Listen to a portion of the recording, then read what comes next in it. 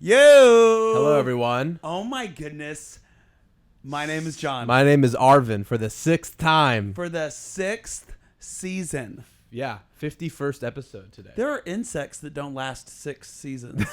There are plenty of them. Yeah. Oh, absolutely. yeah. What else doesn't last 6 seasons? Ooh, Friendships? Billions shouldn't have. Oh, Billions. Oh, yeah. No, they're that's a coming bad back. show. No, that's true. The Idol is another show that won't last 6 won't last seasons. 6 seasons. That's true. That's true. It won't. Even good things There's some don't good last things six- that don't last 6 seasons. So what does that make us?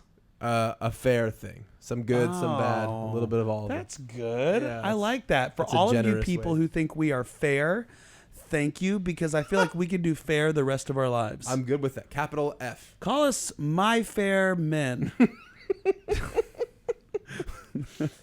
Okay. Funny. That's funny. Well, hey, this is behind the scenes, Of our best days. and that we are on season 6. Yeah. And we are now recording this in the summer of July 2023. That's right. This week is actually the Victory Youth Conference. We are in the throes of it right now. In the It's throes happening of it. downstairs as we speak. Yeah, so Yes. setting up the LED wall, Yeah. oof. Late night rehearsals, Yes. a bunch of people staying Yeah. here, all different types of hours, and Oh, a lot of yeah. the behind the sscenes people Oh yeah, working tremendously hard, but also like it looks really great. beautiful work. And They've it's so done cool awesome. to see that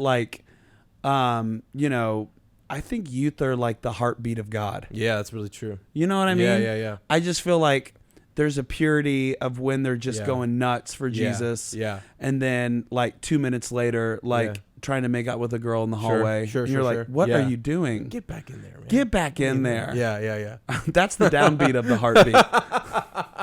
But it's the space between. It's the space the between. beats. Boom, boom. Yeah. That's good. Oh my gosh. That is so funny. Silly times. Silly fun times. I'm sure but viewers remember being a teenager. yeah. Yeah. 'cause I wasn't my experience. I was the kid in the front row being like, I can't wait to be up there. Really? I was the one plotting my ascent, being like, oh boy. Yeah. Man, I was trying my best to get out of church. Yeah, rightfully so. That's fair. Yeah, but all my other siblings were down for it. And I was like, guys, That might have been why too. It was like probably. Yeah, that played a role, I'm sure. I also was in church Wednesday night, Yeah. Saturday night, Yeah. Sunday morning 2 services, Sunday night. And then whenever we would do like either Saturday crusades in the crusades, what a word. Yeah. We right? used to do crusades in Apache Manor, Comanche. It's in North Tulsa in Yeah. the lower income government housing. Yeah. We'd set up these tents. Wow. And then when we built the Dream Center, we stopped doing the crusades at the apartments, but we had people come to the Dream Center. Yeah, you'd reach out and Yeah. And it was like, yeah, man. So we were basically, we were in church all the time. too much, realistically. Yeah. As a PK, I can I don't say even it. think Jesus was in I church think that he much. even Jesus would be like, dude, let's take Yeah. Blowing raspberries. Yeah, Like, there you go, man. Let's take it right. I have a question for you, and Yeah. unprompted, unprepared. Say it. It's just a funny. I think the people who watch or and listen to this will appreciate the nuance of this. I noticed something earlier this morning, and I thought, man, I would never do that, and I don't think John would either. And I wanted to. I'm about to leave the gym. I'm Yeah. in the locker room. I'm almost done getting dressed. There's 2 gentlemen next to me, and they had just done a workout, and they're getting dressed and leaving. But they said goodbye to one another way too early. And I wanted to ask you about if you remember when you developed the ability, you know, like you and I, whenever we're done meeting or with the podcast or whatever, like we have a thing when you're right about to leave the office or I'm about to leave. yeah. If you're at a store, at a coffee place, wherever you go, and you're about to leave, you time saying bye appropriately. And these 2 Yes. guys did not have that That ability. is so funny. They're both still in towels. And one of them goes, all right, man, I'll see you later. And the other guy goes, all right, see you. And then they stood there in silence and got dressed for like 6 minutes. And I thought, you did it. I wanted to say something. I wanted to be like, you did it wrong. Yeah. You wanted to enlighten them, just be like, and I bet those dudes are millionaires. I would bet they are. They are probably. They are. I will say this for sure because I was eavesdropping. Triathletes, both of them. They do triathlons. Okay, so they don't have time to like have social awareness. They don't. They're too busy conquering the world. But I'm not a triathlete, so I am very good on social cues. That is so funny. Saying goodbye, man, that's a whole. You got to time it right. You have to time your goodbyes. Yeah. Speaking of, that was deep. Speaking of, you go. This is our last season. Oh my God, is that right? Is this how you leave me? That's crazy. That would be really. I have no sad. plans to leave you. No. I'm like, all right. Okay. You informed me of it live. I've informed. I was like, no, this is actually. No, this is it. This is your last. This is your last episode. We're done. We found a new co-host. So much funnier. So much. Toronzo, funnier. take a seat. That's fun. And rightfully so. It's about time. Yeah. We also want to give a shout out to our longtime producer, Caleb Toronzo, who's been also with us for 6 seasons. Yeah, we wouldn't have this up with our podcast antics without him. He sets this stuff up. He records it. He sends it to me, and we post it. And it's really, really, really a lot of work. Much love. So we are grateful to Caleb Toronzo. Absolutely. Sure. Yeah. Okay. So I have said, not goodbye too soon, but we did. There was one guy who said, "All right, I'm leaving," and we had a really big going away party for him, and. We wrote a card and we gave gift certificates to this individual, and it was this big hurrah. Yeah. We prayed for him. Yeah. He was serving in our youth. Yeah. And then he didn't leave. Awesome. And he still was there. And I was like, and after 2 weeks, I was like, hey, we did this big, and even kids were like, hey, aren't you? And he's like, oh, I'm leaving in 2 months. Oh. And we go, whoa, you said goodbye too soon. I go, I actually think it's smart if you don't come to youth.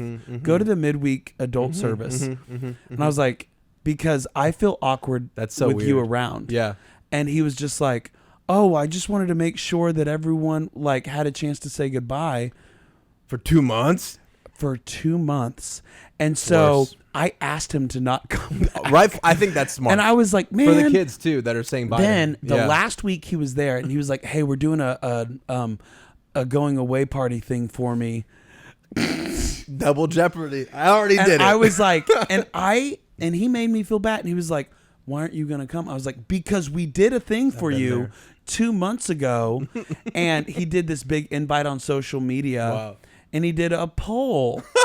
A poll on social media. Click yes or no. If you're coming to I just didn't click. And then messaged me, hey, I noticed you didn't click, but you watched the story. That's why I stopped watching stories. That's why I deleted Instagram. Yeah. Anyways. Yeah. So that's a thing about. You took this. I hadn't prompted this question before the episode. And you delivered, dude. Because I heard someone say goodbye 6 minutes before they walked away today, and you had 2 months locked and loaded. And that's incredible. Yes. That's too long. What a odd, weird thing. That's sad. Okay. So as we're in this new season, you know, this is behind the scenes of our best days. You know, if it's your first time to ever listen to it, here at Victory, and we're going to be a broken record, but here at Victory, we say this confession where we say our best days are right in front of us. That's right. And we say it before every service, every chapel, Victory College. Well, this whole podcast is about the behind the scenes of our best days, our best days, because every church has it. We're an organization. So even if you don't work for a church, if you don't go to church, if you don't like God, every human being has a behind everyone the scenes. has a behind the scenes of what they internal post world or what they tell people about their best days. Yeah. So that's what we just enjoy talking about. Right. You know, for us, you know, like last night, for instance, a behind the scenes Victory Youth Conference, they did a really, really cool job, and people put a lot of effort into the lobby. Yeah. This is just an example, into the lobby of setting things up with like really cool lighting and cool vibes for students. And there was a live Twitch streamer that's Very also cool. a youth pastor. Very nice. Did not take into context of a live stream chat on a big screen. Yeah. And he is playing with people that do not go to church. Excellent. So the things that they say on the live stream live chat. It was a digital mission trip, wasn't it? It was bonkers. I'm sure. To where parents were like, there's words up on the screen. We're like, oh, that pastor. Those are just the lyrics. Those are just, oh my gosh. For the next song. That's silly. Anyways, just funny. A lot of hard work. Yeah. Yes. Yeah. It was really funny what was happening. Also, we made a ball pit for the heck of it. Yeah. Actually, Samantha Wright did it. Yes, she did. I Samantha just partook Applegate in it. now. Oh, Samantha Applegate. Yeah. Oh my gosh, she married Cody. She married yes, Cody you're right. Applegate. That's right. And kids absolutely they were like, oh yeah, people can walk up and like jump in it and it'll be fun for pictures. Yeah. After 2 kids jumped in it, they popped it because it's in an inflatable thing, and they just had massive dudes jumping in there. Yeah. And anyways, just the fun things that you don't necessarily think about. Right. But anyway, okay. Very good. So, and we are also currently, what are we currently doing?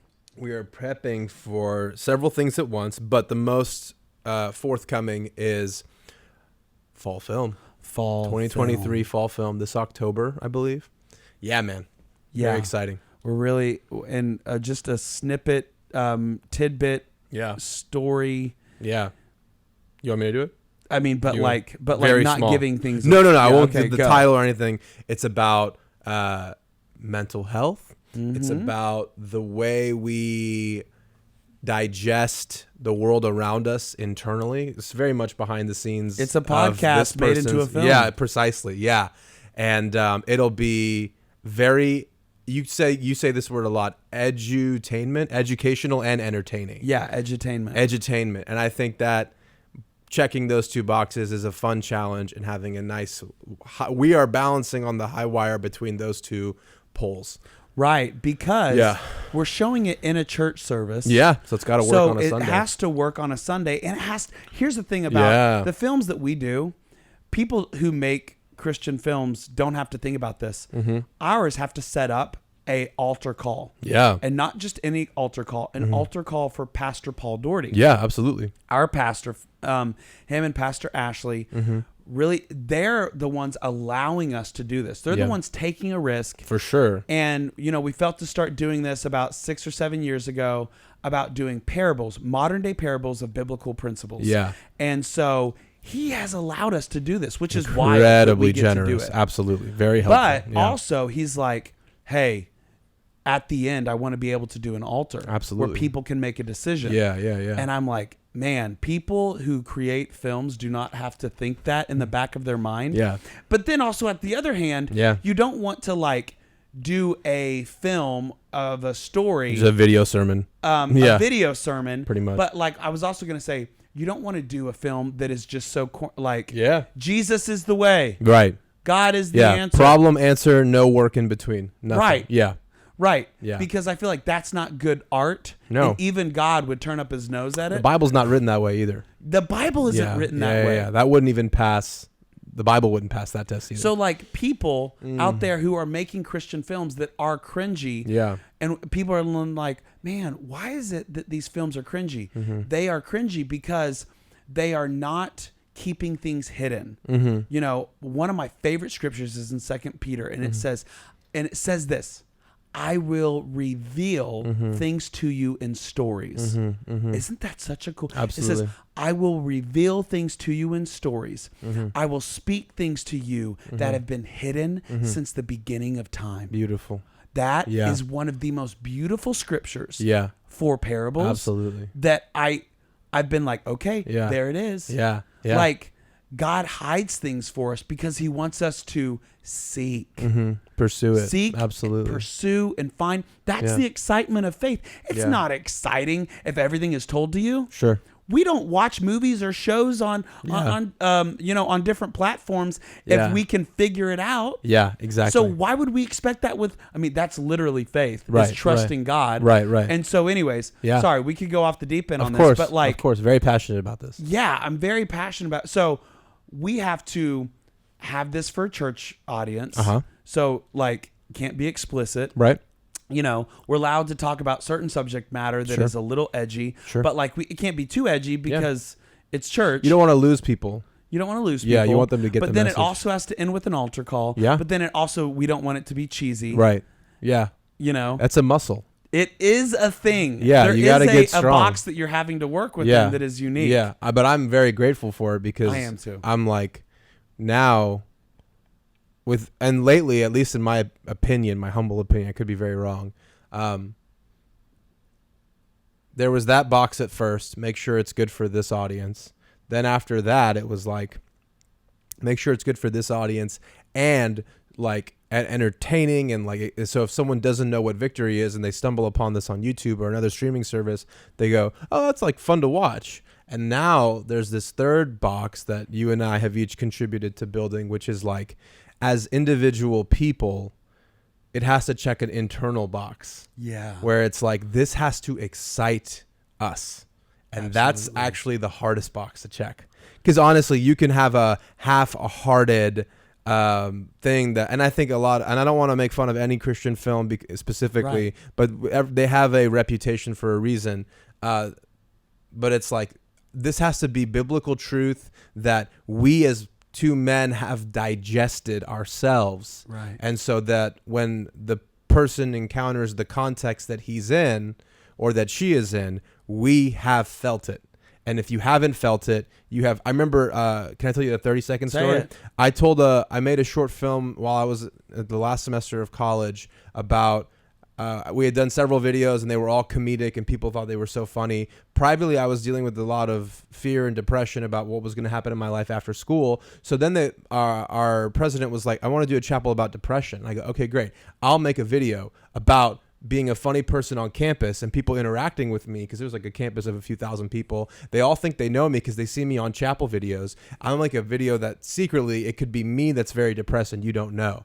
And I put it out there, and I remember it was the best feeling in the world. All the air got sucked out of the room. And I remember afterwards someone said, what is it that makes this guy think he can talk about depression? And I just it was back on Twitter back in the day. They go, why does this guy think he has any permission to talk about depression? What gives him the right? And I just tweeted back 2 words, my scars. Yeah. And I just said that. And then it was very clear that like, I've been cut by this. I know. So that's the other thing. Personally, I think if I shoot for putting our scars into the story, right, then I bet by the grace of God, they'll check the boxes of being good for a Tulsa, Oklahoma church-going demographic, or people who may or may not care about the Christian faith, but who appreciate good stories. Because that's the line Jesus is threading while he's talking. Whenever he tells parables. It's on mission. And it has to be coming. It says, out of the overflow of the heart, the mouth speaks. Ooh, so I don't like the out of the overflow of what we've researched on Google is like a worthwhile thing to do. So this one in particular, I would say, is the most out of personal. the overflow of ChatGPT. Yeah, yeah, exactly. I don't care about the AI. Will never be able to get deep into the human soul and portray what you and I have experienced and walked through for years, individually, collectively. That's why I think this one is at least for me, I could say, I'm sure you would say the same, the most personal project that we've done, because Absolutely. It's certain wounds had to turn into scars for this one to be appropriate. Yeah. And we've talked about this. I actually think on season 2, okay. This is wild that it just came to my mind. There are people sometimes who will, either create artists, whether it is a painting, or it is a dance, or it's a story or a film or a script or whatever, and they haven't scarred up yet. The wound is still open. Or this also happens in church. What I'm getting ready to say. All right, are you listening? Okay. People give testimonies. That the wound is still a wound. Yeah. That's right. But they give it right as if they're free, but only they know it's not healed yet. Not done. Yeah. And so what it does is then people feel this pressure that no one's putting on them, but now that they've said it out loud, you know, a testimony, whatever it is. Sure. Yeah.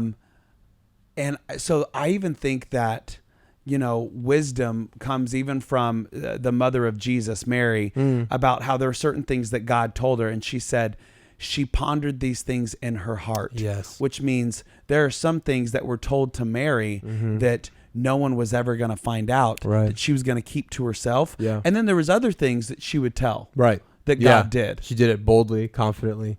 Confidently. Yeah. But I still think that like in a society, in a society where people are quick to want to be vulnerable because they're like, well, I want to connect and I want to create art.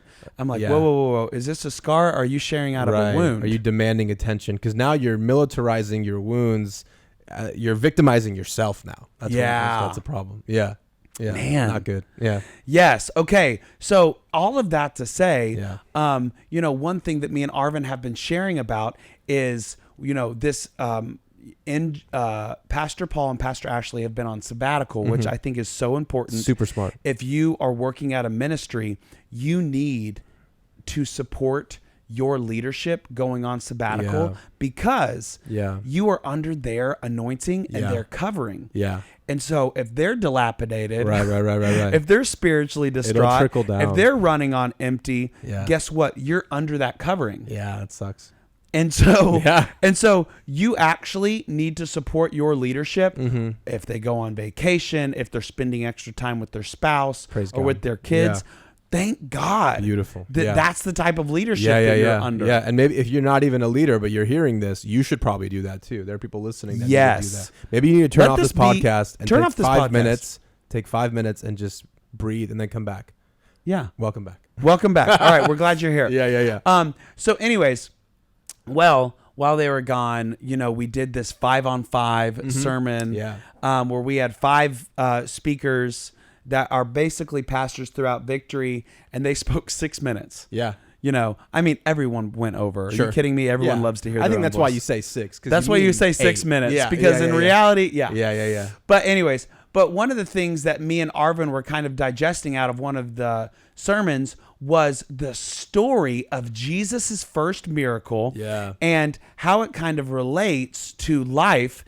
And it basically is when Jesus turns water to wine. Okay, so this is before Jesus has even stepped into his ministry, and at this wedding, his disciples are there, and so he just has said, "Follow me." Yeah, and they're like, "There's something about this guy," but they don't know if he's done any miracles yet. Right. Well, then Mary comes to her son, and she's like, "They're out of wine," and he's like, "This is not my problem." Right, and he says something. It's not my time yet. Yeah. Okay. So this whole thing is about what is happening behind the scenes for every single person that is listening to this. Yeah. So this is episode 1 of season 6, and you're listening to this and you are believing for something. And, I think the strongest temptation to get discouraged is whenever whatever you're believing for is not here yet. Absolutely. Okay? Yeah. Well, then we look at the outline of this story. Yeah. Well, I think it's important to know who saw this miracle. Yeah. No one at the party saw this miracle. Right. The guests, they just wanted wine. Yeah. They just wanted your end result. So if you're listening, they just want your end result. Sure. If you're a creative content creator, all people want is, hey, I want the end result. Yeah. Right? Okay. Well, so what Jesus did, and this is in John 2, he says, but his mother told the servants, do whatever he tells you. Standing nearby, there were 6 stone water jars. They were used for Jewish ceremonial washing. That was the first thing that Jesus looked to. Yeah. He looked to jars that were used for washing. Yeah. He didn't look for wine back, right? Because wines back then were in satchels. Yeah, little bags. Yeah. So why did he look for jars? I don't know. Never thought about this. Well, they're used for washing. So I want you, as you look at this very first miracle of Jesus, put yourself as the water. I want you to I know people identify as different things today. Now I want you, instead of talking about gender liquid. No, I'm kidding. Yeah. I want you to identify as water. Yeah. Faith is you choosing to view yourself as water and going into a container that purifies you. That's right. Because these jars were used for purification. Yeah.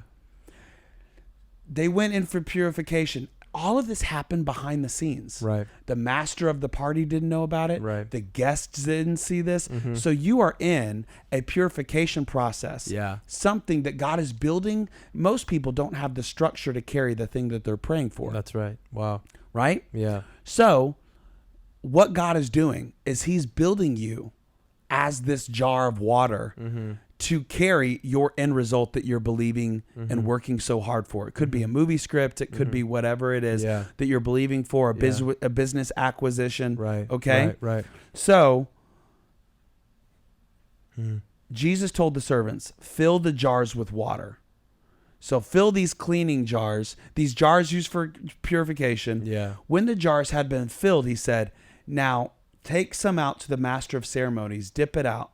So the servants followed the instructions. And this is crazy what this scripture says. This is for every single person who's listening. When the master of ceremonies tasted the water that was now wine, because here's the thing, whatever you're believing for, whatever you're creating, whatever you're doing behind the scenes, whenever it gets in the right hands of the right person, the master of ceremonies, they're going to taste wine. Incredible. And the master says, the master of ceremonies, this is in John 2, verse 9. When the master of ceremonies tasted the water that was now wine, not knowing where it had come from, though, of course, the servants knew. Yeah. It says that in the Bible. Yeah. Because most people, when they see your finished results, they won't know where it came from. That's right. But those people who are behind the scenes in your life, they will see where it came from. Yeah. Wow. And that is a deep revelation that every single one of us can get of our personal behind the scenes. Yeah. And he says this. He says, a host always saves the best wine for first, and then when everyone is drunk, they bring out the cheap wine. Right. Right. Well, if you think about it, and then he was like, but you guys saved the best for last. Yeah. Well, how do you make great wine? You make great wine by whatever you produce. I'm talking to all my content creators and all my artists. Yeah. Whatever you produce, just like wine, just like fruit, you take what you produce and you take it to the wine press. Yeah. And it presses. Right. And it's crushed. Right. And the extract of that is then fermented. Yeah. Which takes a long time. Yeah, absolutely. Great wine takes a long Time. Absolutely. So it's fascinating that Jesus, in a moment, sped up the process of this water. Yeah. Yeah. And so when you're willing to, behind the scenes, Dude. be water, be put in these jars that were used for ceremonial cleaning and purification in an instant moment, because God works on a divine timetable. Yeah. Y'all, y'all should be taking notes. Yeah. That whatever it is that you feel that you're stuck in, you're not stuck, you're being fermented. That's beautiful. Yeah. Yeah. And his divine timetable, the right person is going to take it out. Right. And you've been waiting. When is this going to happen? Stop asking when. Start asking, what is God doing in me now while I wait? Beautiful. He's fermenting you. Yeah. And he is saving the best wine for last. Absolutely. Dude, I'm moved by that because it applies to so many things. Bishop T.D. Jakes wrote a book about this called Crushing. The crushing. Yeah. And he talked about how each section of time for that process is extremely important, because when they crush the grapes, they don't immediately put them in the little bottles or their little thing. They have to sit with the broken grape skin for a while. Wow. And if you don't sit in it applies honestly organically to what you said earlier about wounds healing and turning into scars first. If you don't, he said this in the book, if you don't, it doesn't create the right sugar content that ends up being fermented into alcohol. Wow. So it has to sit still for a while. And that the fact that Jesus was able to speed that up to save this wedding in a moment. And it all happened behind the scenes. Precisely. It didn't happen in front of the party. Right. And so everyone got to taste the best wine outside without seeing the process that happened behind the scenes. Definitely. And for those of you who are trying to do this on your own, if you just read John 2, Jesus got involved in the process. Absolutely. So those of you, even if you're not a believer, I want to encourage you think about inviting Jesus into your process. That's right. Yeah. Yeah. Being Mary, the fact that she heard about the problem and she knew where to go. I think there are a lot of people in their life or their last year or their last several years has been looking frantically for more wine. Yeah. And like that wine can be your joy for your life, your excitement for the future. Maybe it's your, the experiences you have in relationships, whatever it might be. And there are some practical, logical steps that people can take, but that Jesus seems to, because of the nature of the timing, he just skips them. Yeah, and I view this wedding party as an allegory for life, because most people save the cheap wine for last. Yeah, absolutely. Which means their life actually cheapens as they get older. Yeah, their best days are not in front of them. Their best days are no longer in front of them. Yeah.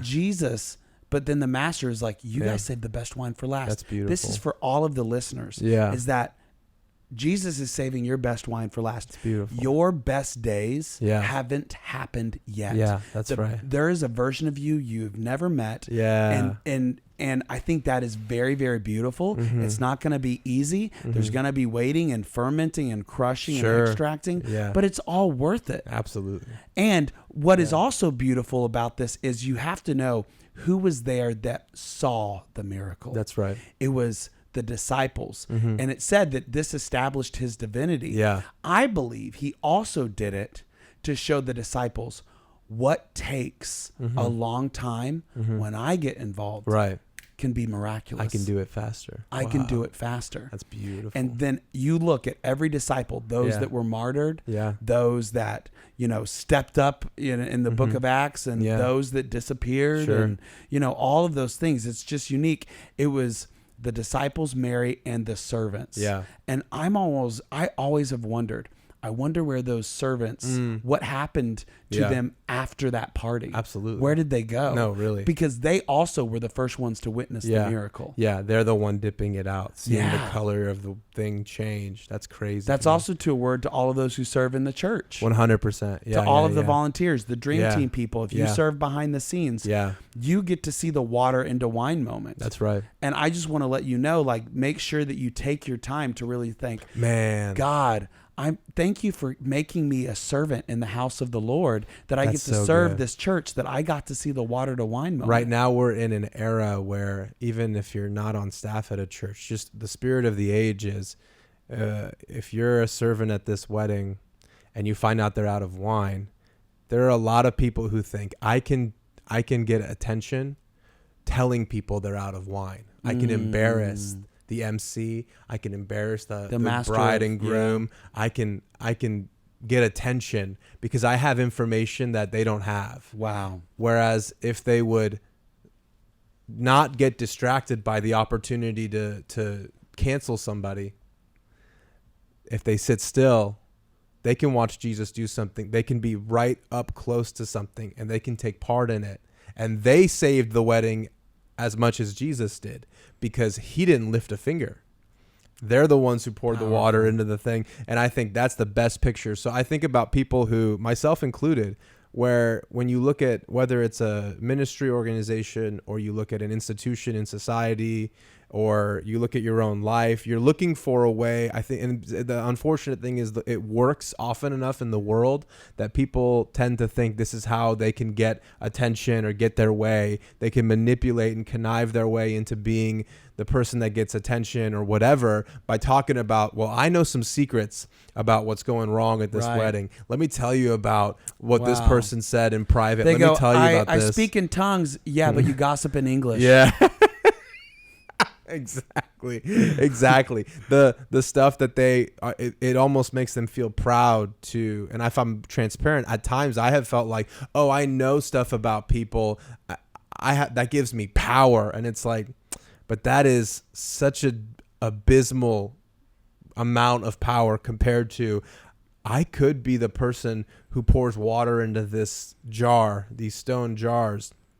I could be what's interesting is they're still doing the serving. They're taking wine to the master of ceremonies. Yeah. And in so doing, they help unveil this miracle. And what's amazing is that Mary said, just do whatever he says. Yeah. And so I'm wondering, as they fill the water up in the jars and they're walking and they're whispering to each other, oh, this is going to be a poop show. Their water. Yeah. And when they dip it out and the master of ceremonies says, oh, this is the best wine. Right. Exactly. The servants look at each other. Yeah, absolutely. You can copy and paste that same thing to the behind the scenes of a church. Precisely. And those volunteers. Yeah. Volunteers, absolutely. Behind the scenes, you can go, oh my gosh, we're about to serve these people water. Yeah. And then God gets involved. That's right. And it's wine. Beautiful. That's so good, man. Hey, thank you guys. I know we went deep today, but Why not, thank man? you 6 for seasons in. Yeah, might as well. Yes, and we're not alcoholics, but No. there is some depth there. Not in the alcohol, but in the parable. Absolutely. Yes. Absolutely. Hey, we love you. Thanks for watching. We'll see and you we'll next see time. you next time. Bye.